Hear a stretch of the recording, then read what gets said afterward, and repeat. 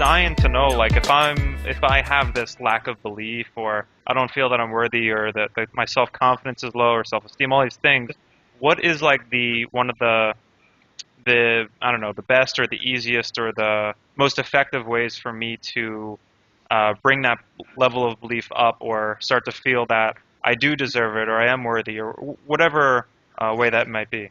Again, it's a tough, because it's not a cookie cutter, Tom. So everybody's somewhat different. But one of the most important things is to look for contrary evidence. So with any belief, you're trying to undermine the belief that it's there. Now that can work to a certain extent, but you can be working with beliefs that may be decades old. So I'm 50.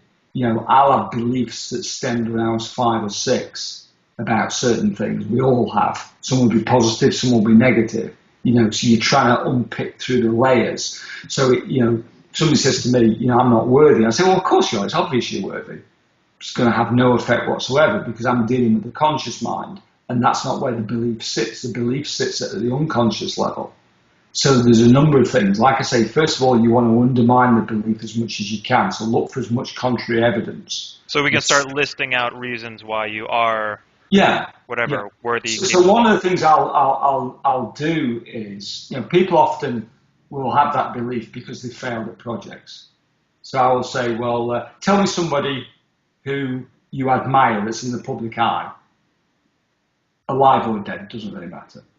The typical answers I get will be Oprah Winfrey, Dalai Lama, whatever. Yeah. Because here's the trick to it. It doesn't matter who it is. Uh-huh. So the one that I love to get, which I've heard a few times, is Richard Branson. And being somebody that grew up when he started Virgin Records and used to go into his Virgin Records store all the time, I know a lot about Branson because I used to have my own store and used to buy off him. And Branson's had ridiculous amounts of failure. Ridiculous. Something like 300 of his businesses have failed. I think of, when you were asking that question, I was thinking of Michael Jordan. Yeah, well, he actually says, doesn't he? Because he's a classic example of being cut from a high school basketball team. Right. And going home and crying in his bedroom or whatever. But he says, you think of any sports person. So you think of Michael Jordan, you think of Brett Favre, so more interceptions in the NFL than any other player. Babe Ruth's had more strikeouts, I believe, in the NBA than any other player. Is it Jordan that's missed the most free shots?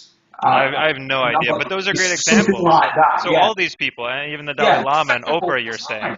They fail all the time.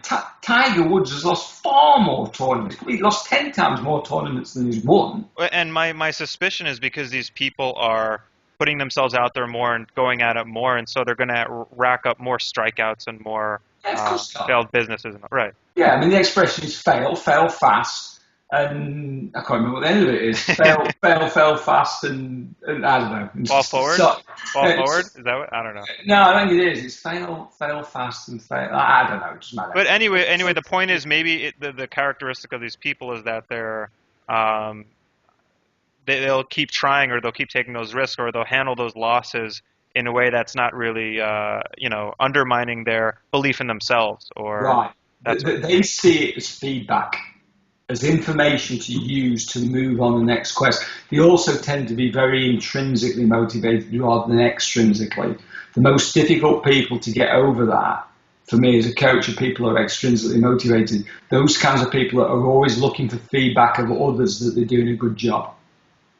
If you're always looking for other people to tell you whether you're doing a good job, you're an extrinsically motivated person. And you're at the beck and call of what other people think.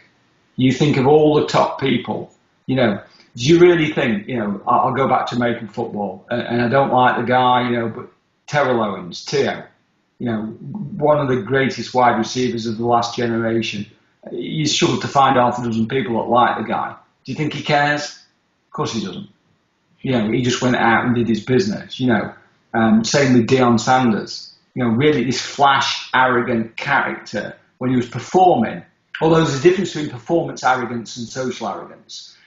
He would actually go and take rookies on the side and teach them. but in public, he said, you don't talk to me in public, because he had this persona to do. So with these people, it's like they know they're doing the best, and they know whether they've done well or not. They don't rely on other people. So if Richard Branson is, 18 or 19 years old or whatever, and he's starting 5 businesses or whatever, and they're all failing, it's not an extrinsic, it's not really weighing on him so much. Maybe it's feedback that he's not I'm making this up, of course. I don't know if this is true, but this might be like an example, right? So he's taking that as information, and he has the intrinsic motivation of why he's starting these businesses in the first place. Yeah, exactly. He's definitely somebody that's in touch with his own values and what he wants to do. Fun is massively high on Branson's value list. I don't need to have met the guy to know that. But yeah, you're absolutely right. It's just like the brain learns the fastest when we make mistakes. So you would think, Tom, progressive generations would make less and less errors because they're warned by parents, by teachers, and so on and so forth. I'm sorry for my dog barking. I will beat my wife.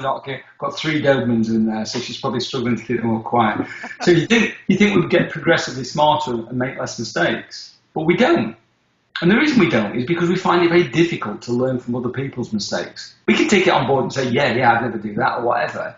But in the heat of the moment, it's suddenly, all bets are off. But when you put your hand in the fire, or, you try to put a barbecue out by wafting a towel like I did once and making it worse, you learn next time, don't wave a towel. You're just going to create oxygen around and think clearly.